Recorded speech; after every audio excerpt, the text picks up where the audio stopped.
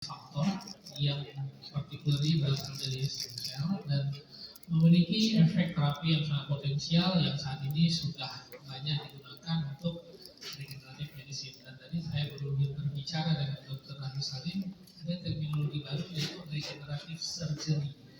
Jadi mungkin nanti para dokter bedah yang ingin mengaplikasikan ilmu Sintekom atau stem cell ini bisa mengaplikasikan di praktek klinis sehari-hari.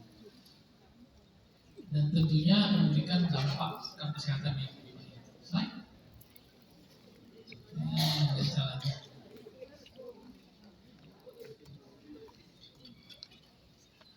Nah ini Sekretom juga memberikan dampak yang positif dan memberikan peranan penting pada proses perbaikan regeneratif baik itu secara medicine ataupun surgery dan memberikan promising outcome untuk kasus-kasus yang mungkin saat ini masih sulit diterapi dengan pengobatan yang sedang berkembang.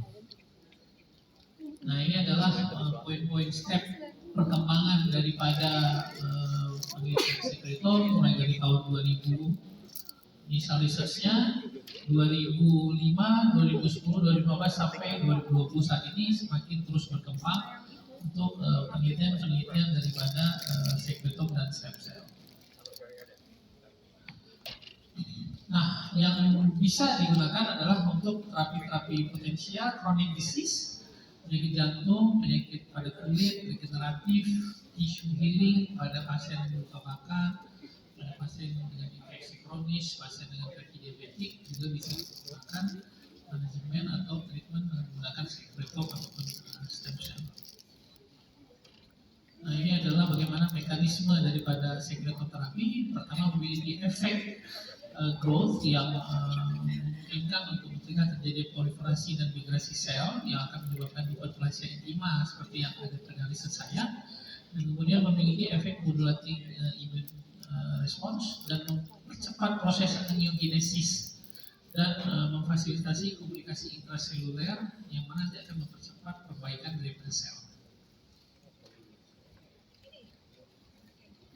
Nah ini challenge-nya pada analisis daripada Sekretom. Pertama, bagaimana kita mengisolasi Sekretom dengan baik, dan harus dilakukan di lab-lab yang memang memiliki fasilitas yang cukup optimum untuk melakukan isolasi, standardized terapi, kemudian purity daripada Sekretom dan functional component. Nah ini kita melihat mengisolasi sebuah Sekretom itu sangat penting untuk menghasilkan sel yang benar-benar sesuai dengan keinginan para klinisi. Jika tidak nanti maka hasil yang diharapkan daripada terapi tersebut tidak sesuai dengan apa yang kita harapkan. Nah ini beberapa inovatif tekniknya, bisa menggunakan isolasi teknik, mass spectrometry, kemudian sequencing aplikasi dan kolaborasi riset dengan berbagai institusi. Untuk standarisasinya kita menggunakan berbagai macam protokol tergantung daripada laboratorium yang akan melakukan pembiakan daripada Sekretom dan stem cell. Lalu protokol ini biasanya sudah laku dan sesuai dengan apa yang ada di negara tersebut. Nah, bagaimana kita membandingkan antara Sekretom terapi dengan traditional cell? Kalau Sekretom terapi ini lebih mengutilisasi faktor-faktor bioaktif, sedangkan traditional cell transplantasi sel-sel hidup. Seperti yang tadi sudah disampaikan oleh Pak. Nah, untuk etikalnya, pertama kita harus mengetahui apakah sel ini bisa nggak diimplantasikan ke organ, dan itu butuh regulasi dari pemerintah, butuh kaji etik untuk bisa kita lakukan, terutama pada clinical trial pada manusia. Dan tentunya hasilnya harus dilihat apakah ada irreversible atau tidak pasca kita lakukan injeksi ataupun transplantasi sel Sekretom di manusia ataupun pada hewan coba. Nah, perlu dilakukan collaborative research, share resource, multidisciplinary approach, dan pertukaran ilmu dengan berbagai bidang untuk mencapai optimum ataupun solusi-solusi terbaik pada penyakit-penyakit regeneratif yang saat ini masih berkembang dan butuh pelaksanaan yang lebih baik. Nah ini ini ada preclinical study design, outcome dan implikasinya, beberapa riset yang sudah berkembang saat ini, sedikit akan coba saya paparkan.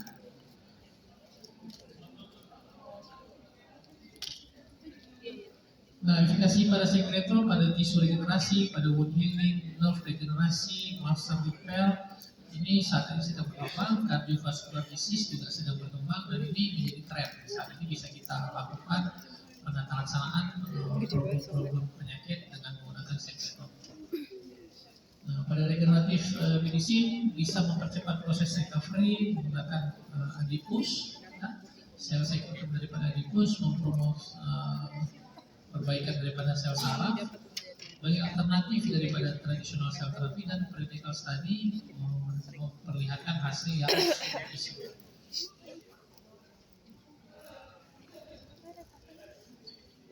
Nah, untuk menurunkan efek inflamasi bisa dicapai dengan pemberian injeksi daripada sekretor.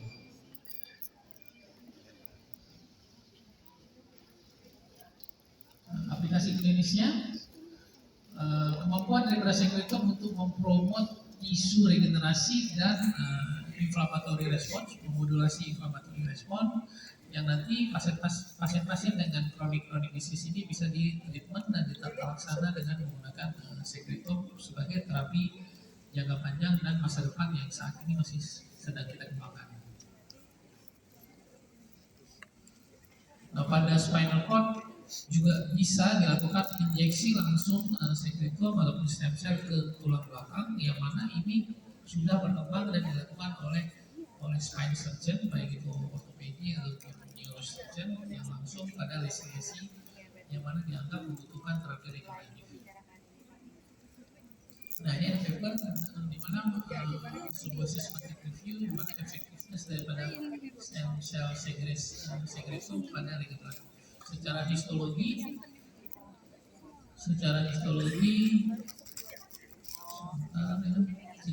meningkatkan diameter aksonal, meningkatkan myelin sheath dan meningkatkan proliferasi daripada sel spore. Dan ini merupakan salah satu terapi yang paling sangat potensial saat ini dan masa depan. Nah, ini bisa dijadikan sebagai salah satu panduan kita untuk regeneratif medicine ataupun regeneratif surgery. Nah, ya. Ini kita lihat pada studi in vivo di mana dengan pemberian sekretor, kalau lihat pada gambar yang warna hijau ini, jadi perbaikan pertumbuhan sel-sel neuron, sel-sel saraf jika dibandingkan dengan yang tidak diberikan sel-sel sekretor ataupun sel mesenchymal. Dan perpanjangan aksonalnya itu juga lebih baik pada yang diberikan terapi sekretor. Dan juga pada preclinical study hewan coba, nah terlihat bahwasanya tulang belakang yang diberikan injury jika diberikan sekretor maka akan memperbaiki functional recovery yang dilihat dari warna orange yang bagian atas, dan juga memperbaiki bladder function pada hewan coba yang diberikan terapi sekretor itu lebih baik bladder function. Sehingga ini merupakan salah satu regeneratif terapi yang cukup baik pada sistem saraf.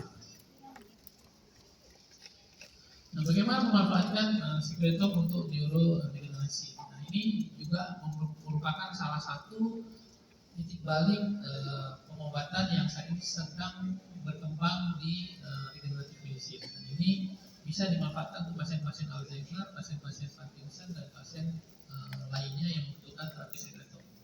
Kita lihat ada beberapa papernya, yaitu ini pada pasien dengan traumatic brain injury pasca cedera kepala.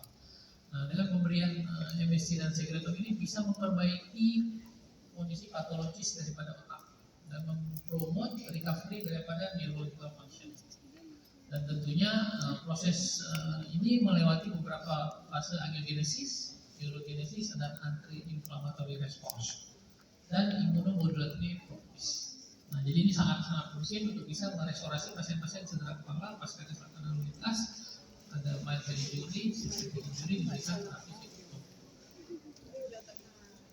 Nah, ini proses angiogenesis pada otak, di mana seperti tadi sudah disampaikan, sangat mungkin dia beregenerasi, memultiplikasi, proliferasi agar sel-sel yang sudah rusak, sudah mati bisa berkembang kembali.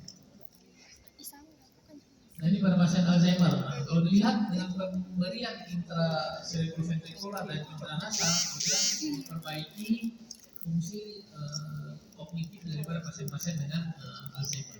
Dan ini membuka peluang, membuka cakrawala baru pengobatan pada pasien-pasien Alzheimer yang saat ini kita ketahui sulit untuk bisa dikembalikan restorasi fungsi otaknya sebelum diberikan terapi psikotropi.